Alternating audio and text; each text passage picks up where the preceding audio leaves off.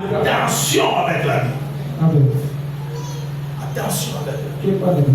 Amen. Amen. Parce que selon les prophètes de Moïse, Elohim il réside entre les épaules de Benjamin. Amen. Amen. Amen. Amen. Amen. Est-ce que ça va? Amen. C'est Deutéronome 33. Elohim il réside entre les épaules de Benjamin. On appelle la signification. Benjamin veut dire fils. Fils de la droite. Adam, c'est un fils.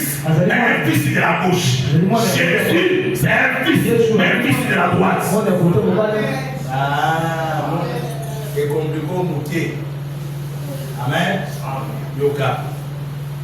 Adama veut dire la terre. Hein? Ça va? Adama veut dire la terre.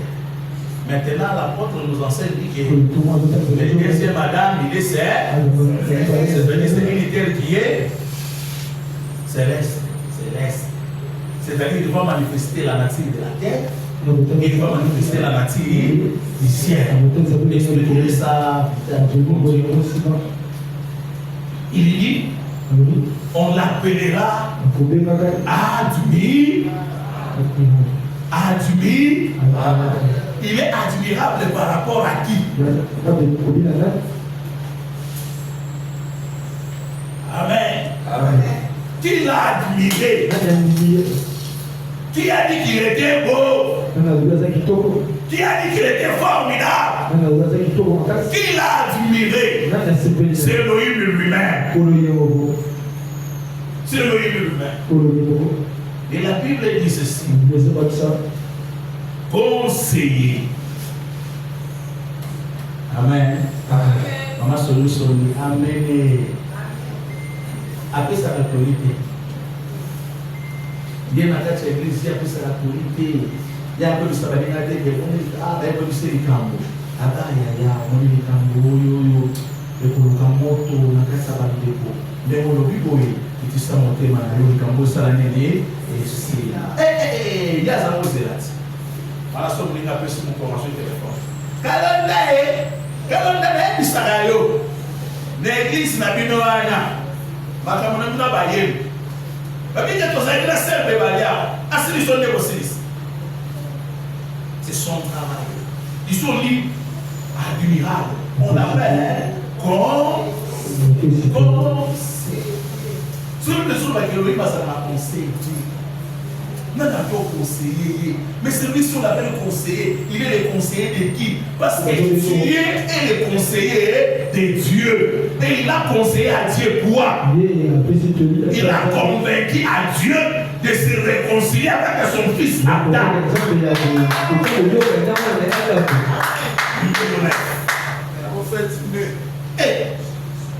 Oui! Il a dit Elohim, attention.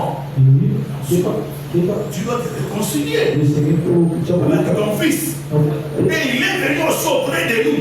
Il nous a présenté l'évangile de la réconciliation.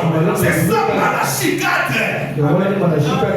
Ramener les cœurs des enfants au père et les cœurs du père aux enfants. Amen. Amen. Amen. De sorte pour lesquels l'apôtre Paul disait ces choses. Il dit, nous avons le ministère de la réconciliation. Nous faisons fonction d'ambassade. C'est ça Malachie chapitre 4. La fonction d'ambassade. Opérer comme des ambassadeurs. Et ça, tout le monde va dire, oh Malachie 4 est plein de oh. Voilà, courage. Voilà, tout. Au verset chapitre 9, chapitre 24, verset 44. Ce qui est dit dans la loi, dans les prophètes, dans les psaumes, il s'agit de Jésus. Même Malachie chapitre 4, il s'agit de Jésus. Le véritable Élie. Alléluia. Amen. Amen. Élie est l'ombre. Jean-Baptiste aussi est l'ombre. Mais la réalité, le corps, c'est à Jésus-Christ de Nazareth. Amen. La lumière du soir, Bagandi, waouh! Abi, non, des Kuntuki, les allons on a Bagandi, wow! Il résiste, il résiste.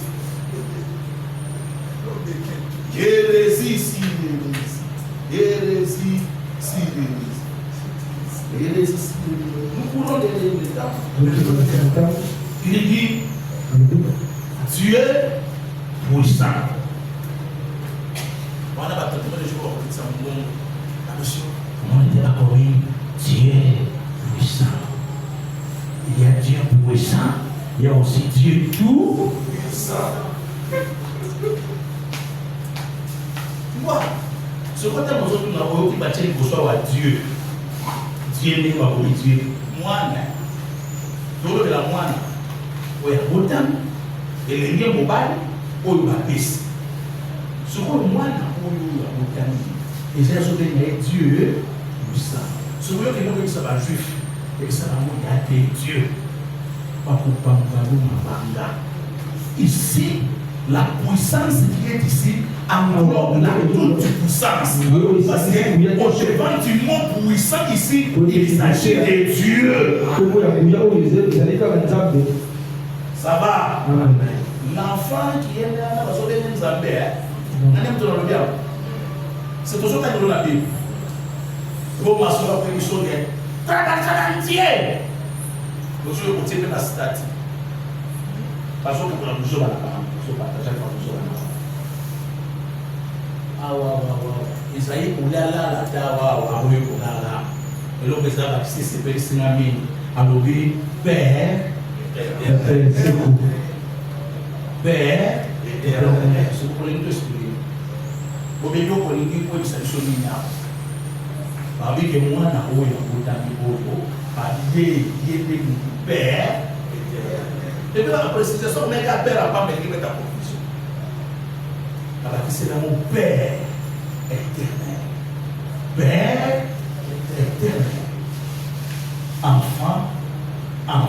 Enfant, Fils, admirable, conseiller, Dieu, Père éternel. Mais à combien de mois la peau n'a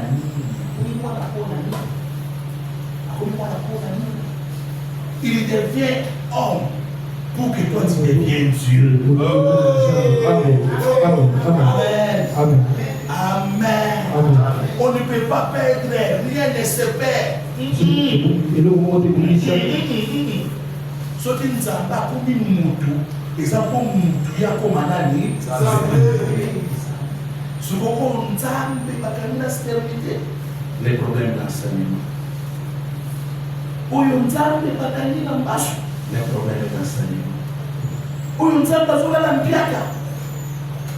Nous avons besoin de nous.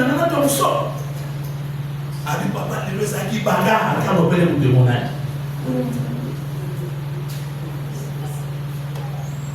Amen. Nous avons besoin de soucis. Nous avons besoin de l'estomac. Nous avons besoin de l'estomac. Nous avons besoin de papa, nous avons l'estomac. Ah, il y a l'estomac. Mais papa, Congo. On a entendu l'estomac. Ah, l'enseignement. L'enseignement. Amen. Vous êtes des dieux, mais vous mourrez comme des hommes. Cette parole, elle est certaine. Elle n'est pas sortie de la bouche démon. Elle est sortie de la bouche d'héroïne Adonai. Cette parole est véridique. Cette parole est véritable. C'est là. Tu es Dieu. Mais l'enseignement. C'est la vendredi n'est pas qui. Vous avez besoin de botter dans l'estomac de l'ennemi. On a un mercredi bouillinda. Nous avons besoin de 3 mois d'église. Yesu a dit qu'à ça Nzambe, à ça moi dans Nzambe pour la vie. Pour Nzambe nous doit ici. Dans la Bible dit, tu es mon fils. Tu es mon fils, je t'ai engendré aujourd'hui. Tu reçois l'identité, tu sors de la bouche de Dieu, pas de la bouche de tes parents, pas de la bouche de la société, mais de la bouche de Dieu. Qui es-tu? Tu es digne. Il est stérile, condamné à la mort, condamné à la sécheresse, à la maladie. Non, c'est parce que tu n'as pas été enseigné. Nous devons t'enseigner à vivre selon Dieu, à vivre selon la parole. Après l'enseignement, on doit maintenant déverser les Saint-Esprit. Pourquoi? Pour que tu gardes l'enseignement, pour que tu gardes la parole, pour que tu n'avortes pas. Amen. La raison pour laquelle il a enseigné, lui Père éternel. Pourquoi il est venu? Il est venu pour nous donner l'intelligence. 1 Jean chapitre 5. Lorsque ça va,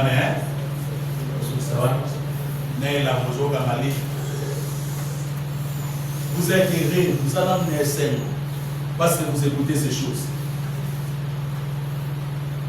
Voilà. Chapitre 5. Commence à partir du 19e verset. Verset 19. Ah, tu dis ça. Nous savons que nous sommes des dieux et que le monde entier est sous la puissance du mal. C'est ça. Nous savons que nous sommes des dieux. Nous avons mais n'oublions pas une vérité. Le monde entier est sous la puissance du malin. Le malin a ses armées. Le malin a ses stratégies. Le malin a ses soldats. Le malin engage un combat avec toi. Pour que tu appartiens à Dieu. J'avais le désir ardent de venir vers vous. Mais les diables m'en empêché. Nana posana bota. Mais Satana a obéi ça. Na ina même bukana sala mon voyage. Mais Satana a il peut empêcher. La raison pour laquelle la Bible déclare résister au diable. Quand on parle de la résistance, ça engage maintenant un temps. C'est-à-dire que Satan a tout l'enda. Les lois avortement, l'enda.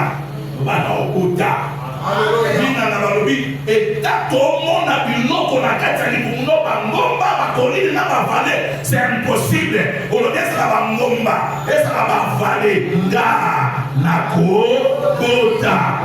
Une année, 2 ans, ça prendra l'état que ça peut prendre. Mais toi, résistez au diable, il fuira loin de vous. Les hommes pour laquelle quand ils viennent dans la chair Jésus, qu'est-ce qu'il a fait avec les diables? Les diables est venu chercher Jésus comme il vient chez toi chaque jour. Si tu es fils de Dieu, tu ne vas pas et tu as faim. Dans les fois, on a des bâtons, ça n'a pas de ça n'a pas de Kopi ya ngoyo. Ben rappelez moi c'est pour ça chérie ya kala mtoto. Sasa mtoto na yo. Atali libumuna sala. Atali kitalatala. Kitalatala bisemi en tout cas yo. Wasa les combats. Satan n'a pas fait ça monter ma bamunité. Wana na tonton ngo voyo sala na point. Ce gars les qui tonton bénénier. Amiya de kufawa. On est dans le thème qui arrive à Koufawa. Elle tombe pour un $100, pour un $200. Mon thème, ils ont consolé, ils ont dit, Nassamé, Nzambé a précédé. Jésus a résisté. On croyait que les pains vont sortir du ciel. Les pains ne sont pas tombés du ciel. Le diable est passé à la deuxième proposition. Le ciel n'a pas répondu. Le ciel te répondra lorsque le diable se retirera de toi. Pour qu'il se retire de toi, tu dois. Na lo na pas jour ba que le lo ala linza la kwa china kité le lo ala linza la po ayiba kité parce que ma bala combien je ne saurais les confessions ici ne sauf que ma frère même pas faux sur ma bala basi c'est terrible mais pourquoi vous descendez si bas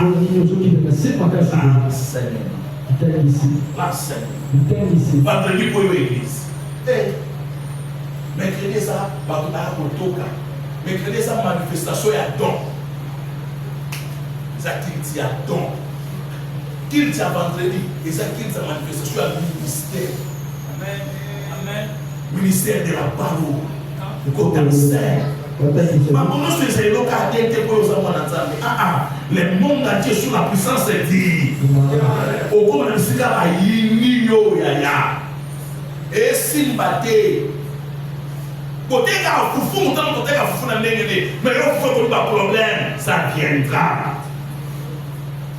tu pries les ciels restent silencieux ça doit venir ça viendra ça viendra maman simbate oui monsieur pasteur mais papa vraiment de l'on a pas de l'autre côté oui ça viendra mais n'oublie pas il est le rémunérateur de tous ceux qui les cherchent. Ton Dieu n'a jamais trahi. Nsala ya mukolo moko ekokoma yo te. Kozanga mafuta ya un mois ekokoma yo te. Elongolo komwasi te. Mais mukolo nzambe otelema na vie na yo. C'est ça le problème. Le monde entier sur la puissance du mal. Mais il a chose quelque chose. J'aime ce qu'il a chose. Nous savons aussi que le Fils de Dieu est venu et qu'il nous a donné l'intelligence. Non. Nous savons aussi que le Fils de Dieu est venu. Et c'est quand on dit quelque part à Saline. Amen. Tu vois, dans le monde de la confusion, dans le monde où les diables, les malins, à se jeter des peuples, le Fils aussi est venu. C'est-à-dire qu'il est entré dans le monde. La raison pour laquelle il est écrit le Fils de Dieu est en bas, afin de détruire les œuvres pour la diable. Parce que le Fils est venu. Je t'informe, le Fils est venu. Ce soir, il est venu sous forme de la parole. Il est venu entrer là. Le Fils est venu. Waouh! Et qu'il nous a donné l'intelligence. Quand le Fils vient, il ne te donne pas le retour tout cas. Il y a des gens qui ont des choses. Il y a des gens qui ont des choses. On a pas une Dieu. On a passé pour ça. Attends, pas de quoi t'as où? Pour le balade, il faut jouer ta maman. Pour mourir, il y a beaucoup. Il y a un tabac. Il y a un tabac, il y a un tire, il y a un petit peu de tête. On a pas tout tard. On a pas ça, on a pas joué, on a pas ça. Pour tout le cas, nous sommes des hommes spirituels, il faut voir. Il y a la bouche sur le monde, mais il y a des choses. Bon.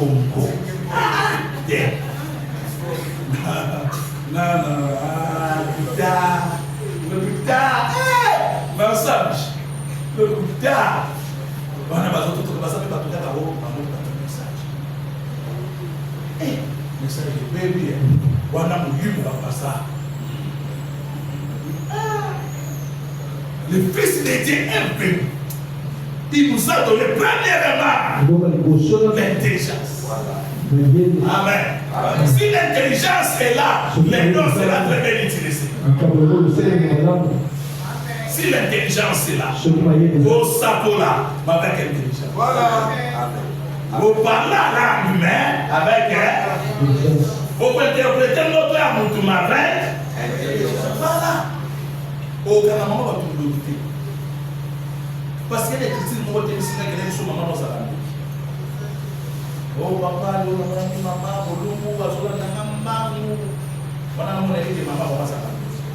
mais l'intelligence, la mission c'est de l'équité. maman manifesté l'iniquité. On ne dit pas que l'iniquité est l'ennemi. Qu'est-ce que ma bébé?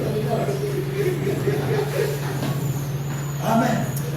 Ce qui n'a opposé on a maman na yo na côté chaud na loi malédiction. Amen. Ce qui n'a opposé on a papa na yo na côté chaud na loi de malédiction. Enfant, obéissez à vos parents.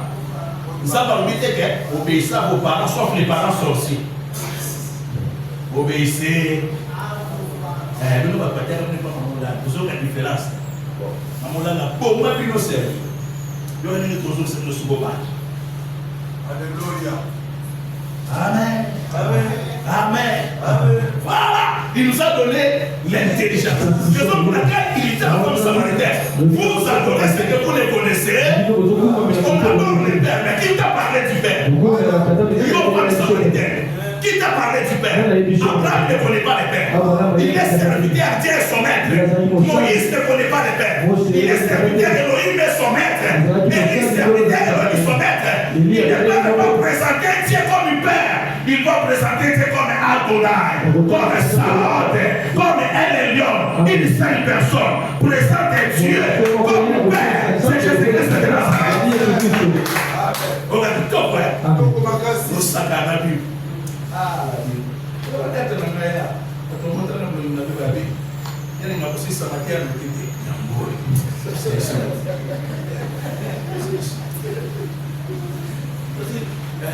Aussi, c'est la chose. Pour dire les paroles. Dans mon coco, dans mon vanda, dans mon tingamawa, dans mon cola, et ça sonne à catégorie. Non, répétez! Ajoutez encore au papa, minuit, Amen. Amen. Mais, le problème, on va dans tout quand tu comprendras ces choses, nous gagnons au local.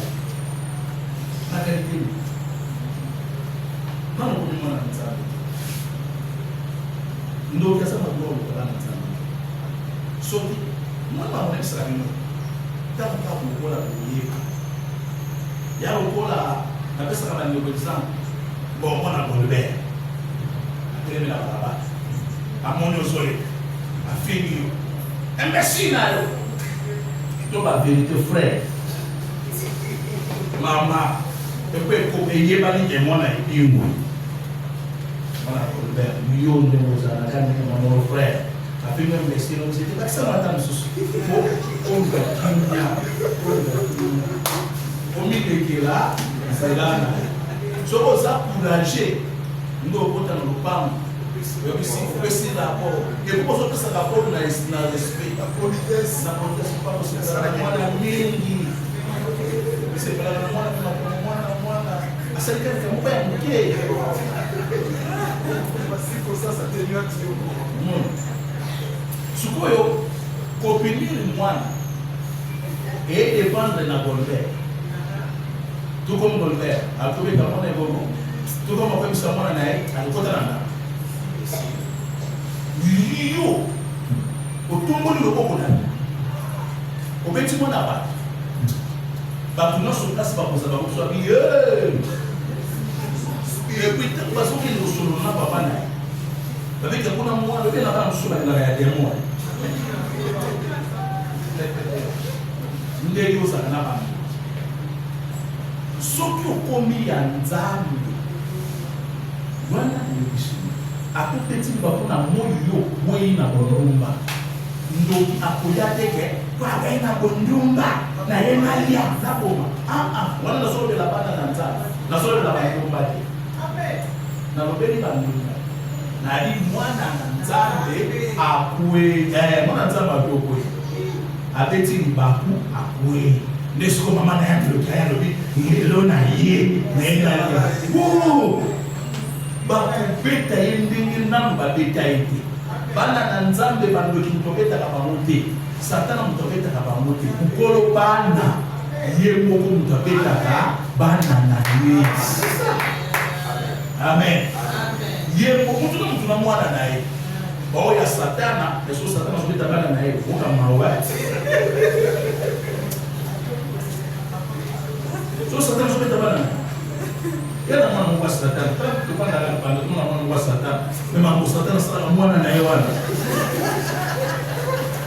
Et ça, comme on a bien beaucoup de la terrasse. On a été dans la terrasse. Soit on a été dans la terrasse, nous autres les bas. On a Satan dans ce dans moi. Donc, il est mon papa dans moi.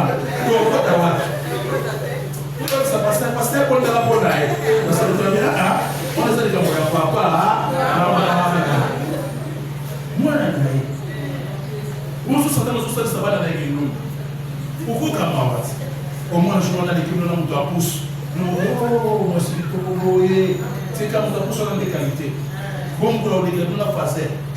La chaîne de place, nous avons, on a ce que ça travaille pour vous, c'est égal. On n'a pas d'analyse. À propos de ces balles dans toutes catégories. On a Kabora Lazare, on a Shimoto Azali, on a Pablo Azali, on a Jumab Azali, on a Babi Boblus Azali, on a Zobrata Azali, on a Zoro Azali. Les Satan à Sala de Nabana. Mais nous, ils sont pas dans la boya. Attention.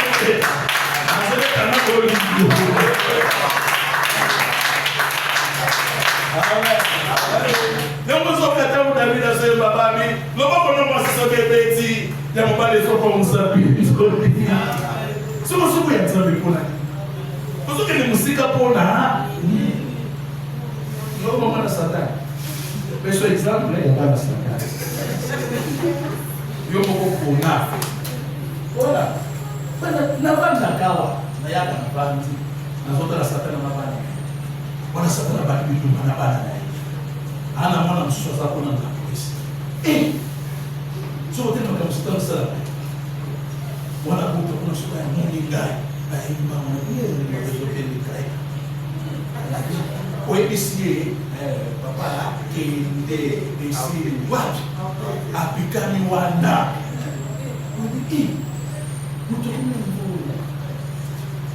Satana zama pe. Hata mwana nazo sana leo mawadi. Kwa sasa polisi leo. Yeye mwenyewe ilala te. Mais je te remercie. De ce que toi caches ces choses. Au sage. Mungu mtuna. Yesu na nikayasa. Eli momoina. Atana